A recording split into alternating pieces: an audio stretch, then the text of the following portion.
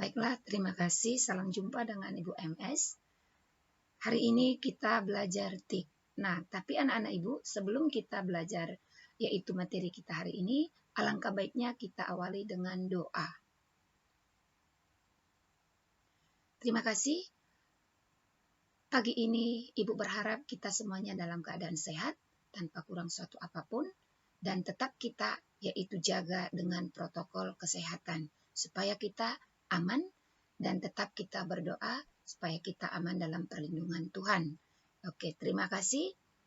Untuk anak-anak Ibu, hari ini kita belajar yaitu TIK. Tujuan dari pembelajaran kita yaitu menjelaskan nanti anak didik setelah mempelajari daripada tayangan ini, anak-anak Ibu dapat menjelaskan pengertian internet dan intranet, menyebutkan kegunaan internet, menjelaskan perbedaannya, dan apa itu yang dimaksud dengan jaringan. Oke, nah mulai kita bahas pengertian dan manfaat jaringan. Nah ini dia, jaringan komputer adalah sebuah kumpulan komputer, printer, dan peralatan yang terhubung dalam satu kesatuan. Nah, setiap komputer, printer, atau peripheral yang terhubung dengan jaringan disebut node. Ya. Beberapa manfaat komputer antara lain resource sharing, yaitu penggunaan sumber daya yang ada secara bersama-sama. Ya, contohnya kita gunakan komputer, kita gunakan printer, dan sebagainya. Nah, lalu yang berikutnya adalah jenis-jenis jaringan komputer secara umum, ada tingkatannya, yaitu berdasarkan jangkauannya. Ada LAN, Local Area Network, ada MAN, Metropolitan Area Network, ini dia, dan ada WAN. Nah, topologi jaringan. Topologi jaringan adalah pola hubungan komputer dalam suatu jaringan atau bentuk hubungan komputer dalam suatu jaringan. Nah, ini dia jenis-jenis topologi. Ya, satu topologi star. Perhatikan topologi star ini bentuknya. Topologi star ini yaitu untuk menghubungkan komputer satu dengan komputer yang lain, yaitu dengan hub. Ya, ini hub. Nanti 1, 2, 3, 4, 5, 6, 7, 8, 9 ada portnya. Nah, disinilah dihubungkan mereka nanti ya. Nah, ini hub, lalu ini nanti komputer ataupun station. Ini dia servernya ya. Oke, yang berikutnya ada karakteristik topologi star. Setiap node berkomunikasi langsung.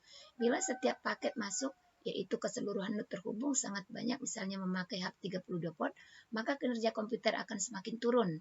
Sangat mudah dikembangkan, yaitu ini dia salah satu Ethernet yang rusak, yaitu maka mempengaruhi komputer yang lain. Tipe kabel digunakan biasanya jenis UTP. U-nya ini adalah unthreaded, T-nya ini adalah twister, P-nya ini adalah fair. Ya, jadi kabel yang dilapisi dengan yaitu bahan daripada plastik ataupun karet, gitu ya. Keuntungan topologi star ini nanti cukup mudah, yaitu untuk mengubah atau menambah. Apabila komputer satu mengalami kerusakan, maka semua komputer mati seluruhnya. Kita dapat menggunakan beberapa tipe kabel. Iya, ada nanti UTP, STP. Kekurangan topologi star memiliki satu titik kesalahan, yaitu arti titik kesalahan ini jika hub itu rusak maka semua akan terganggu komputernya. Membutuhkan lebih banyak kabel, ya, jumlah terminal terbatas, lalu lintas data dapat padat sehingga menyebabkan pekerjaan kita lebih lambat. Nah, yang berikutnya adalah topologi ring. Topologi ring ini yaitu bisa dikatakan dalam bahasa Bataknya topologi cincin, ya, berbentuk cincin. Nah, cara kerja topologi ring ini yaitu berdasarkan arah jarum jam, tidak boleh dia berlawanan, ya. Nah, ini dia topologi ring, digunakan dalam jaringan yang memiliki performance tinggi, jaringan yang membutuhkan bandwidth untuk fitur yang time sensitive. Ini maksudnya topologi ring ini digunakan apabila yaitu speknya tinggi, membuat video, audio, dan sebagainya. Nah, yang berikutnya karakteristik topologi ring. Node-node dihubungkan secara serial. Itu tadi ya. Baru paket-paket datanya mengalir dalam satu arah, seperti arah jarum jam tadi. Problem yang dihadapi sama dengan topologi bus. Apabila salah satu rusak, maka semuanya rusak. Nah, keuntungan topologi ring. Data mengalir dalam satu arah. Ya, aliran data mengalir lebih cepat. Dapat melayani aliran lalu lintas data yang padat. Waktu untuk mengakses data lebih optimal. Kekurangannya apabila satu komputer rusak, maka keseluruhan komputer padam. Menambah mengurangi komputer akan mengacaukan jaringan, sulit untuk melakukan konfigurasi ulang.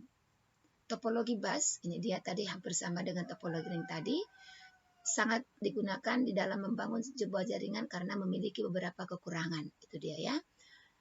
Lalu perhatikan di sini topologi bus. Ini dia yang menghubungkan komputer ini adalah ini dia yang dinamakan backbone, tulang punggung. Nah, ini dia di sini kelebihannya yaitu tidak memakan banyak kabel, mudah dihubungkan ya. Ini dia.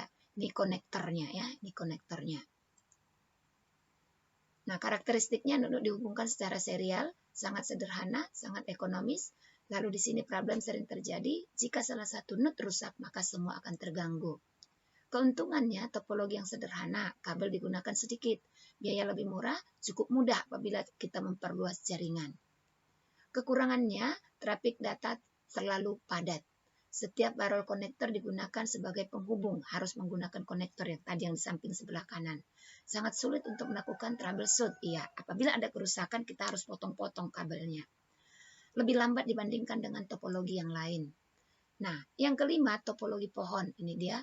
Arti topologi pohon ini atau disebut dengan bahasa asingnya, topologi hybrid. Gabungan dari semua topologi tadi, ya.